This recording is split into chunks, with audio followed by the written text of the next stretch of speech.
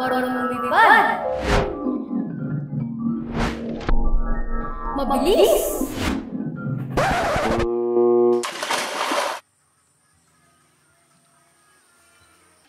Tay! Oh, anong nangyari sa'yo na? Para kang talaga nagtampisaw sa putik. Tay, huwag mo ko sumbong ah. Tingin mo, hindi mahalata.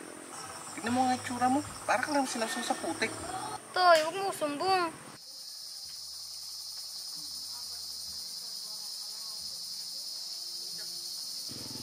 Oh, Jose, bakit naman mukha ng ginawang swimming pool na Elmo ang bukid?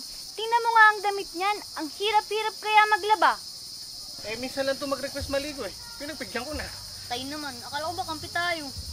Hay nako, tumigil na nga kayong mag-ama. Halika na, maghugas na kayo, magbihis at kakain na tayo maya-maya.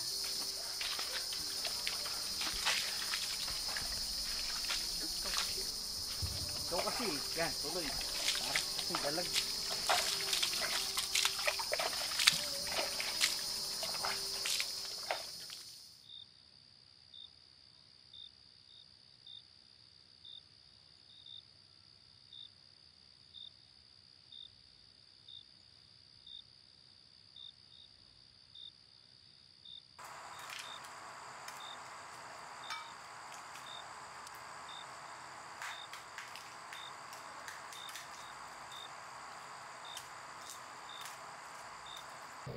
Darling, Elmo! Halina kayo, kakain na tayo.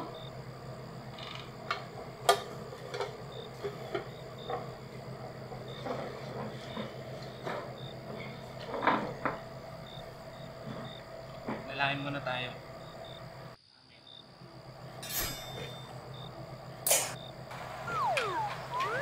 Tay, akin to.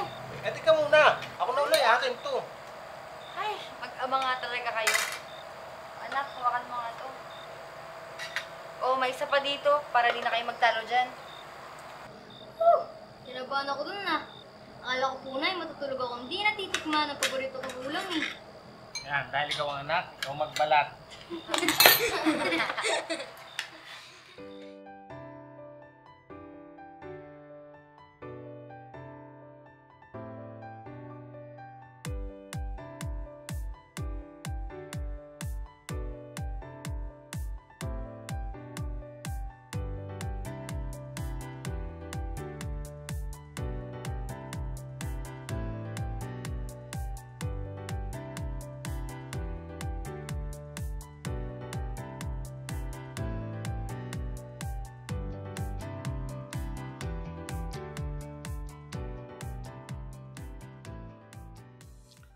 Darling, nakinig ka ba kanina?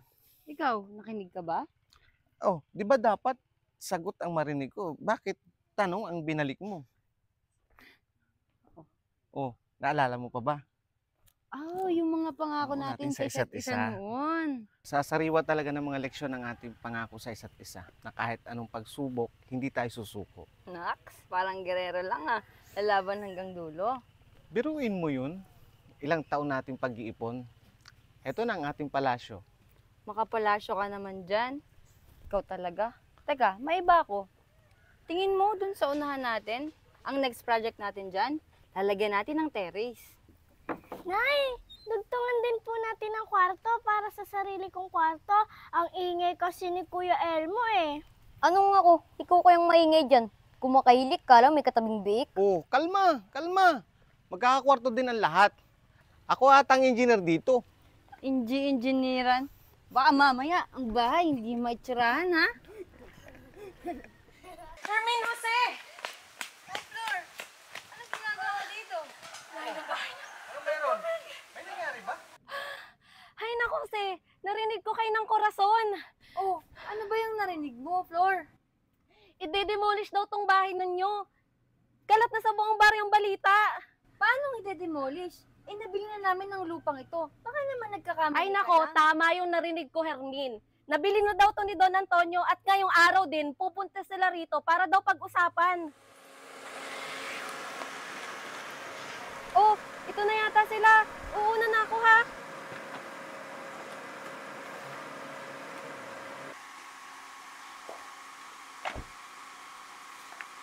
Magandang hapon. Kayo po ba si Mang Jose? Oho, ano pong kailangan? Ako nga pala si Attorney Ramirez. Pinagbibigay alam sa inyo ng kliyente ko na si Don Antonio na binibigyan na lamang kayo ng hanggang bukas para mag-impake at lisanin tong lupang ito. Teka ho, baka nagkakamali ho kayo. Nabili na po namin ang lupang ito. Eh paano? Nasaan ang titulo? Pakitaan nyo ako ng titulo na nagmamayari kayo ng lupang ito. Sige nga.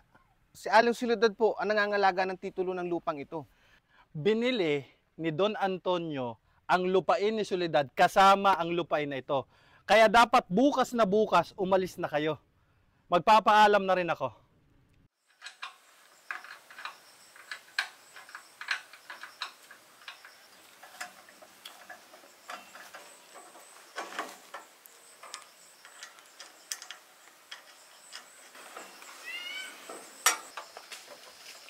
Tay! Tay! Oh, bakit ka narito? Maputikan ka na naman, yari tayo. May mga lalaki pupunta sa bahay. Sila daw po ang gigiba sa bahay natin. Ha? Ano?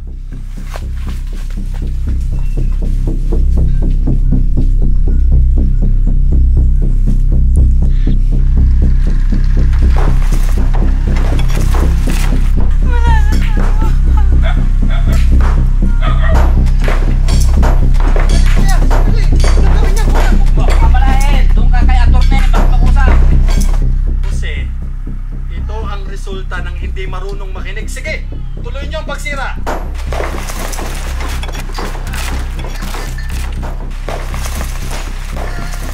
Tay! Ano nangyari sa inyo? Tay! Nanay! Oh, Carmen, ano? Ang anak natal ako. Ha? Tana kay Chang. Jose, tulungan mo ako sa asawa mo. Itulak mo ang tiyan niya. Sige po, Chang. Hermen, pag sabi kong ere, Amerika ha? Ay, saglit lang, mahal pang bata. Hindi ko na po talaga kaya, Chang. Iring-iring na po talaga ako. O, sige, ere mo pa. Ere, sige pa. Ere pa. Sige, isang ere na lang.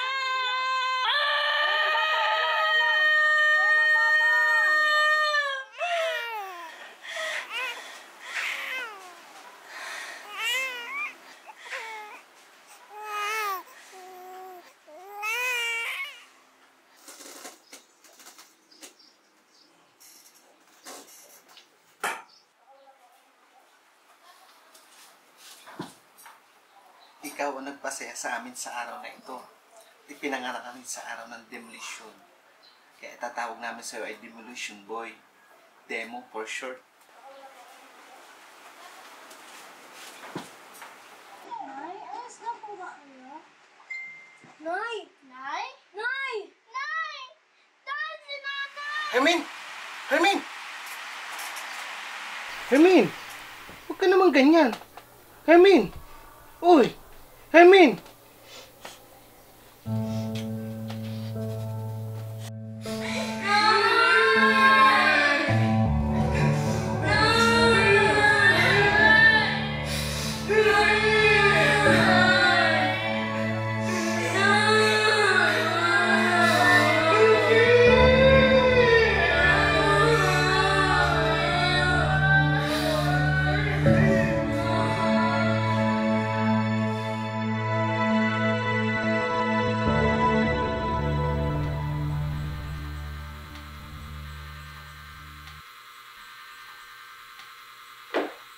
Ayoko sana munang sabihin sa'yo na kasi sunod-sunod ang mga pinagdaraanan mo. Ano po ba yun, Tay?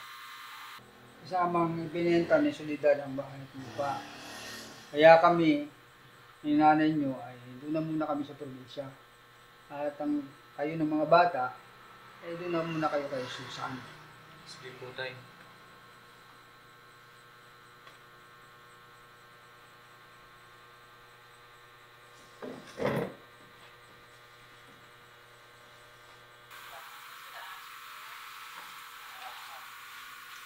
Tay, saan na tayo titira? Huwag kang mag-alala na kung wala man tayong sariling bahay sa ngayon. Hindi naman rito ang tunay nating tahanan eh. Saan po? Doon. Iyon ang tunay nating tahanan. Pero tay, paano na tayo?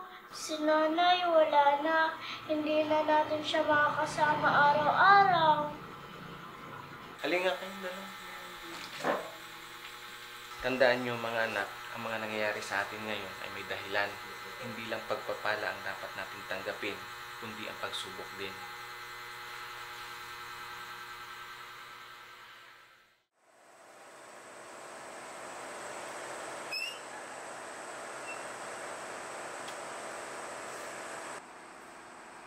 Susan! Susan! Susan! O kuya, nandiyan na pala kayo. Asan ang mga bata? Andun sa labas, pinapantay yung mga gamit. O sige, kukunin ko muna si Demo para magpasok niyo yung mga gamit.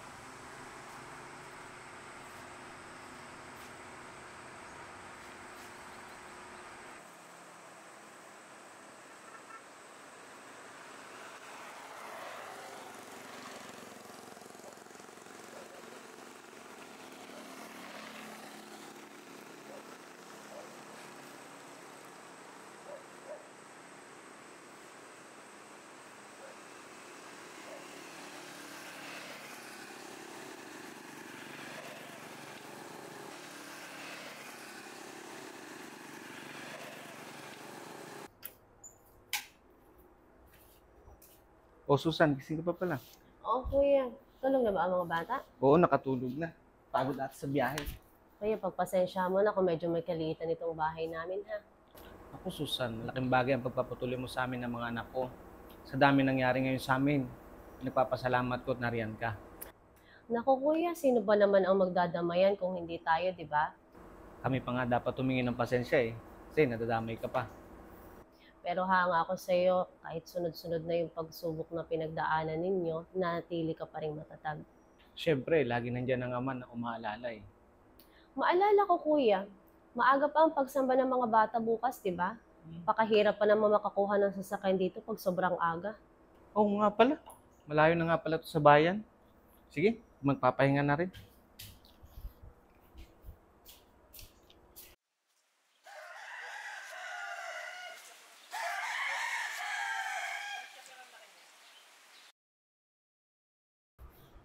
Paano, Susan? Kamu nang bahala kay Demo, ha? Sige kuya, mag-iingat kayo. Tara, mga anak.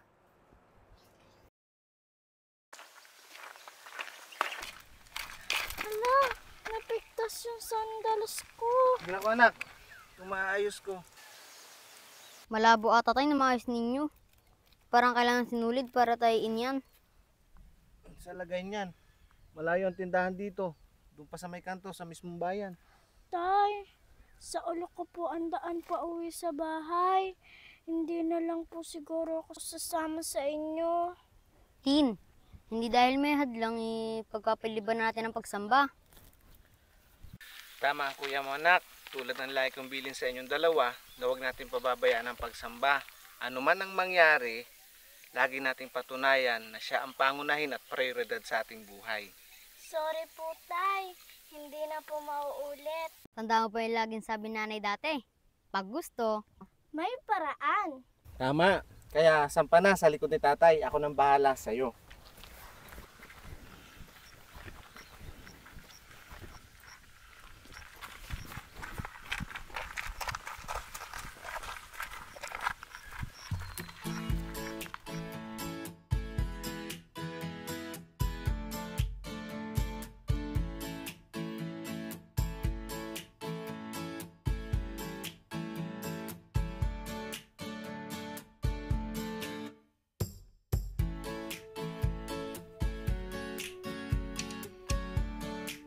Tin, bilisan mo nga po na.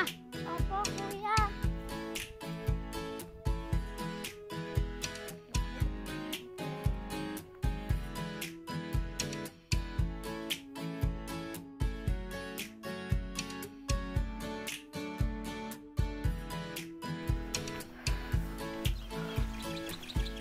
Tin! Demo! Bilisan nyo na, hapon na. Opo, kuya.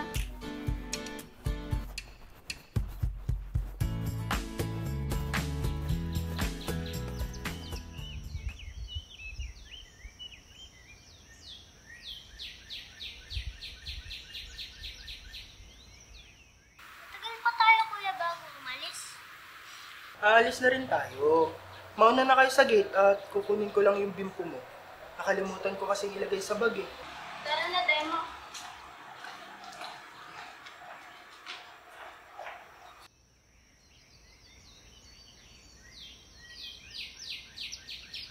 Formang-forma tayo ah. Sino man lang kanina demo ng ate mo?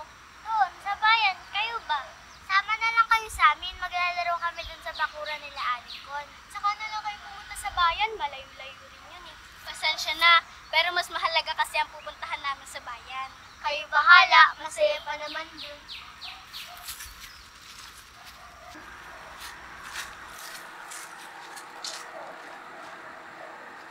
O, tara na. Ano pang tinatanong ng dalawa?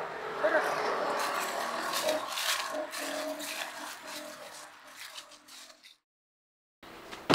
Ilang bahay pa ba kuya lilipatan natin? Hindi ko rin alam eh.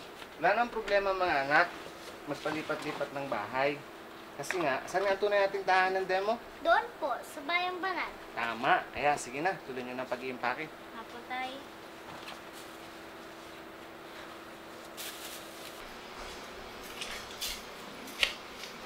Talaga bang tuloy na ang paglipat niyo, kuya? Oo eh, pero salamat Susan ha sa pagpapatuloy mo sa amin ng mga anak ko ng ilang taon. Sige, kuya, mag-iingat kayo sa biyahe, ha? Pag may time, ako naman ang bisita sa inyo. O siya, tuloy na kami.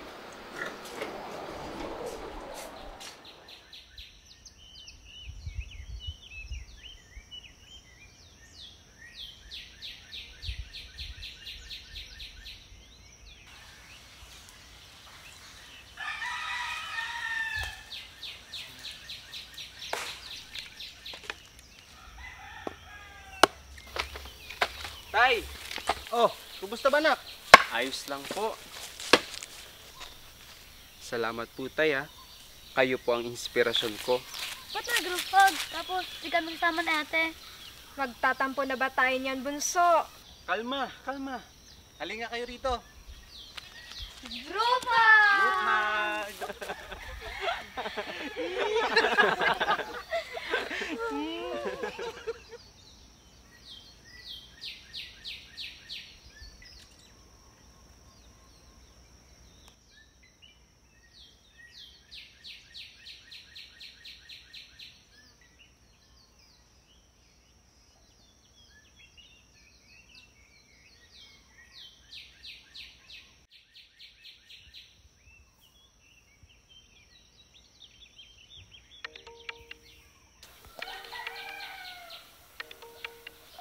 Magandang tanghali po sir. Napatawag po kayo.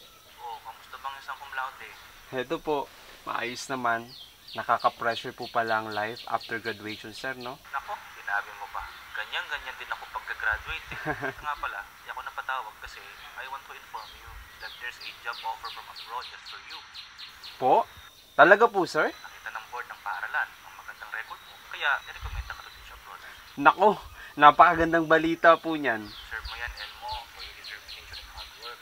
Send ko na lang sa'yo mga requirements na dapat mong maisaayos sa lalong madaling panahon ha. Opo sir, aayusin ko po agad. Tay! Tay! Tay, may good news ako. Ano ba yung good news mo nak? At parang di ka mapakali. Kaya nga, parang sinisilihan. Nag-girlfriend ka na, kuya? Ha? Anong girlfriend? Ano ba kasing good news yan nak? Eh kasi tay, tumawag sa akin yung dati kong professor. Ang sabi niya, may offer sa akin na makapagturo ako abroad. Napakagandang balita niya nak. Inaani mo na ngayon ang iyong pagsisikay nung nag-aaral ka pa. Kaya nga po. Iiwan mo na kami ni na tatay, kuya? Para sa atin din ang pag-alis ko papuntang abroad. Para makaahon na tayo sa hirap. Saan ka man dali ng kapalaran nak, huwag mo sanang malimutan ang mga bilin ko sa'yo.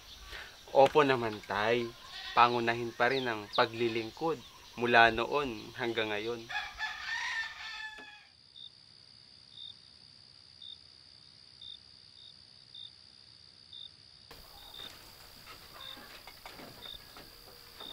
O nak, kumusta? Kailan nga uli ang flight mo? Sa susunod na linggo tay. Eh bakit parang malungkot ka? Kumpleto naman ang mga papeles mo. Ay, aanhin ko pang magandang trabaho sa ibang bansa tay kung di naman ako makakasamba. Kung mapapabayaan ko ang paglilingkod. Ano nga yung pasya mo, nak? Gustong gusto kong maiahon kayo sa hirap, tay. Gusto kong maranasan din ng pamilya natin ang guminhawa. Maibigay ang pangangailangan nyo, nila Tin at Temo. Piliin mo kung anong nararapat, nak. Sana magawa mo ang tamang pagpapasya.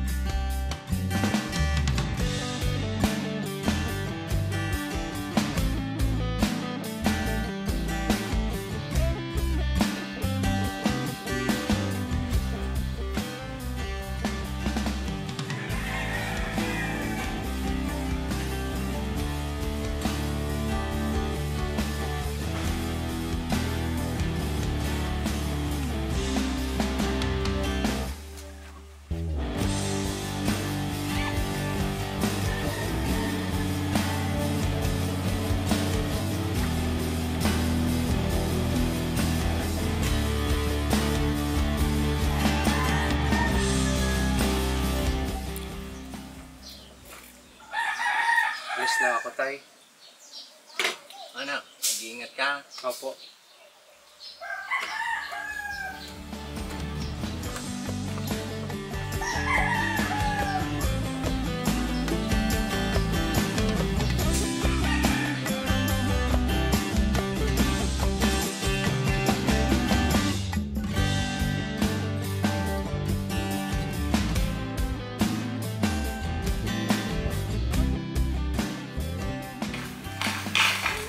Natigtas yung sandals ko. Anak, anak. Maayos ko. Malabo ata tayo ng mga ninyo. Parang kailangan sinulit para tayo inyam. Sa lagay niyan. Malayo ang tindahan dito. Kung pa sa may kanto, sa mismong bayan. Tay, sa ulo ko po ang daan pa uwi sa bahay. Hindi na lang po siguro ako sasama sa inyo. Tin, hindi dahil may hadlang pagpapaliban natin ng pagsamba. Tanda ba yung laging sabi na ni dati? Pag gusto, May paraan. Tama. Kaya sa panasa, ito si tatay. Ako nang bahala sa iyo. Diyan sa bayan, paluwas kasi ako eh.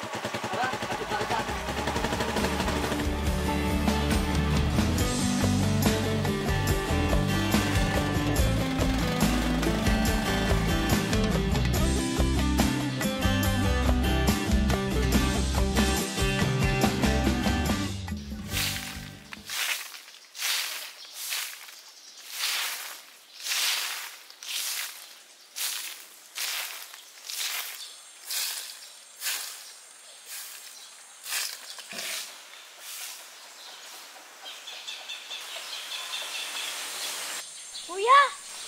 Oh, ba't nandito ka, nak? Ito flight mo ngayon? Hindi pa ako natuloy, tay. Oh, kuya! Oh, bakit? Mayroon ba nangyari? Aanhin ko, tay, ang magandang kapalaran sa abroad kung mahihiwalay naman ako sa paglilingkod. Kaya dito na lang po ako maghahanap ng trabaho, tay, para magkakasama tayo hanggang sa pagsamba. Eh, teka. Nagtanghalian ka na ba? Hindi pa nga, tay, eh. Ay, tama-tama. At nakaluto na si Tin.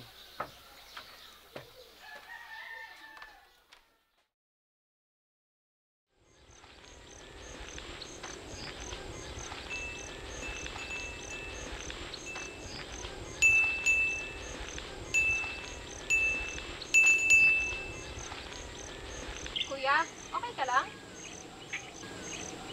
Ayos ka lang ba, nak? Pasado na ako sa licensure examination. Ano daw? pasado na ako sa licensure examination. Talaga? Patingin. Tignan mo. Pasado nga. Galing mo, kuya. Siyempre naman, bunso. Congrats, kuya. Paano ba yan, Tay? May LPT ka na. Ito na siguro yung sagot sa iyong mga panata-anak. Kaya, it's time to celebrate!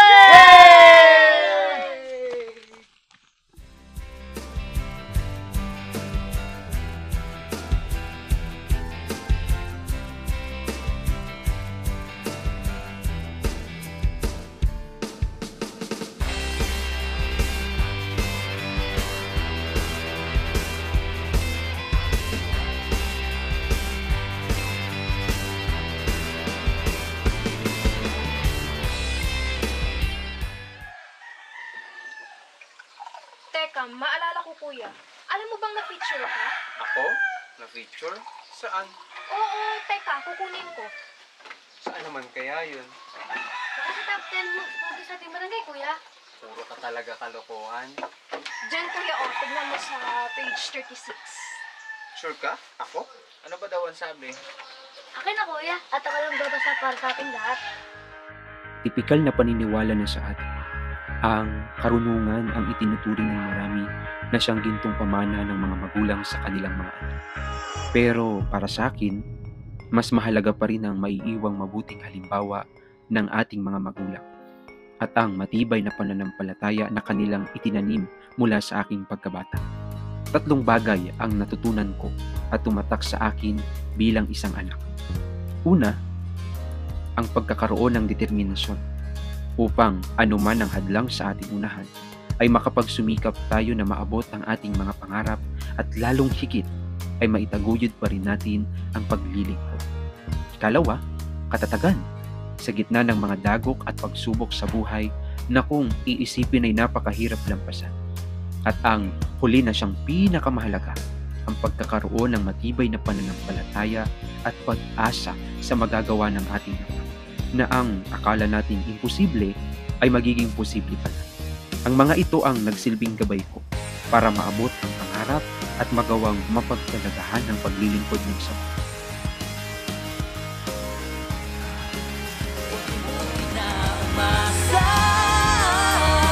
sa magagawa ng Ama. Dahil nakikinig siya, sumampalataya. O kahit mabigat pa, huwag padaig sa problema.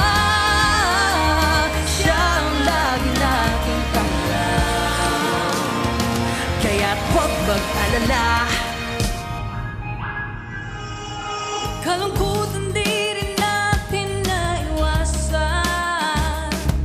Kadalamhatian at kabiguan. Pahingay maya't mayang inaasam. Kailan makakuntan. Manalangin, maghintay, magtiwala. Walang pag-aalinlangan o dudaman. Kahilingan ay tiyak na igagawad. Panatag kailanman. Pilit mang ubusin ating pag-asa. Kaliwat ka ng hirap ay itiwala natin sa Kanya. Tayo sumampalataya. Manalig pa. Huwag limutin na umasa sa magagawa ng Ama. Dahil nakikinig siya, sumampalataya. O kahit mabigat pa, huwag padaig sa problema.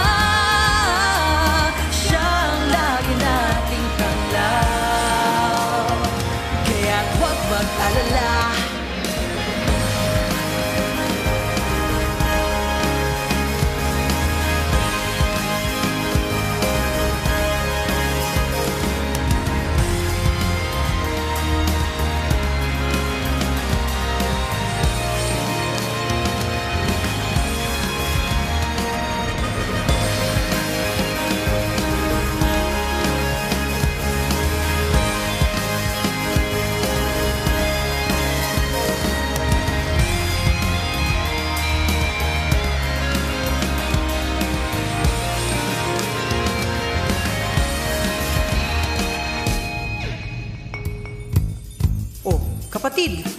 Bakit parang ang lalim ng iniisip mo?